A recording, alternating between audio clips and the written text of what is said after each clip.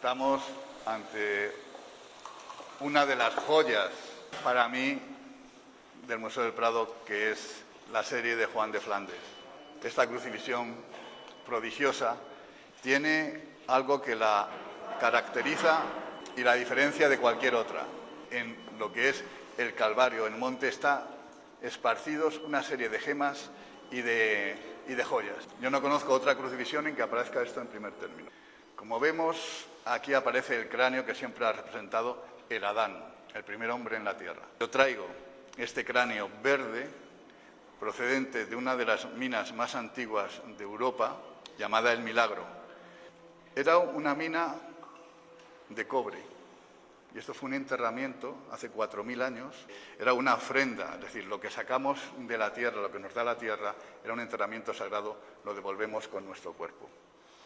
Lo raro es que este cráneo, a través del tiempo, se fue convirtiendo en cobre. Es un cráneo de un niño posiblemente vasco, o sea que estaríamos ante el Adán vasco.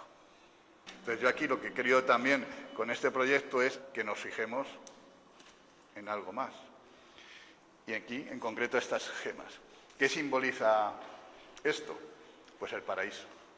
Los elementos que he traído, también se ha hecho un estudio gemológico que no se había realizado nunca del cuadro, a través de la Escuela de Minas, donde se han descrito y se han estudiado qué tipo de gemas y joyas aparecen. Porque no solo hay joyas aquí, todos los personajes también están forrados de joyas, pero yo me detengo más en el Calvario.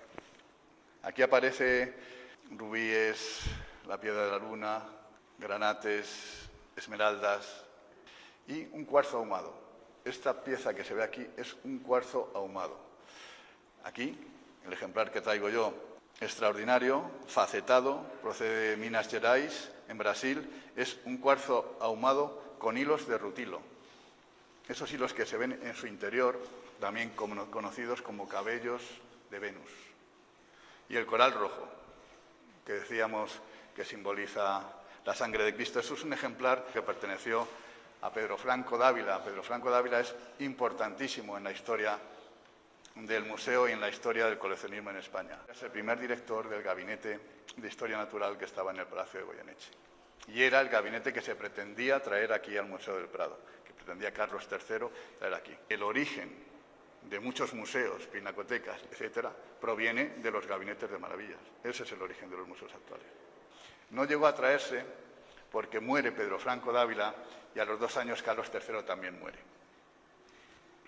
Pero es la única pieza que se sabe que perteneció al gabinete de Pedro Franco Dávila, que él vivió 20 años en París y tenía, en aquella época, en el 18, existían 300 gabinetes de maravillas en París, pero el suyo era más importante incluso que el del rey de Francia.